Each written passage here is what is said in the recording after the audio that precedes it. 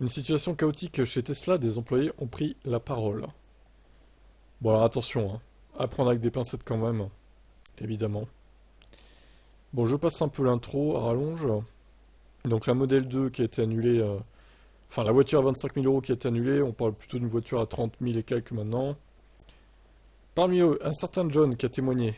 Il a choisi de prendre un pseudonyme pour éviter de se faire voilà, virer déjà. Ah ouais, bah non. C'est les anciens employés, donc il est déjà viré, pour le coup. Mais bon, il a pas envie de se faire traîner en justice, quoi, par Tesla. Alors justement, ce dernier occupait un poste de technicien en charge du réseau superchargeur, dont le développement a été ralenti sur décision de la direction. Ce dernier indique avoir vu d'un bon œil l'ouverture des bornes aux autres voitures électriques, pensant que son emploi était sécurisé. Pour lui, plus d'utilisateurs signifiait plus de maintenance.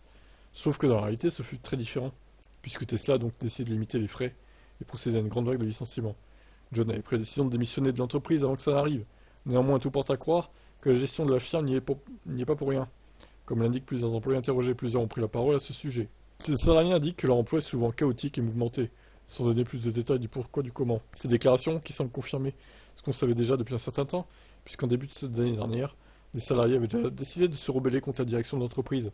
Ces derniers affirmaient être traités comme des robots et ont décidé de s'unir afin de créer un syndicat dans l'usine de Buffalo. Une initiative qui s'était soldée par des licenciements, même si Musk avait affirmé que ces derniers n'avaient rien à voir. Oui, comme par hasard.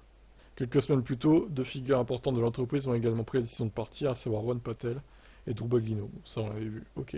Bon, ça reste un peu light, hein, le témoignage, ouais, chaotique et mouvementé, voilà, super, hein. Mais on aurait aimé plus de détails pour le coup. Ça reste un peu vague, même si bon, on peut penser que c'est le cas. On aimerait avoir plus de détails en fait, tout simplement. Votre avis là-dessus, vous pensez que les salariés de Tesla sont maltraités ou pas? Ciao.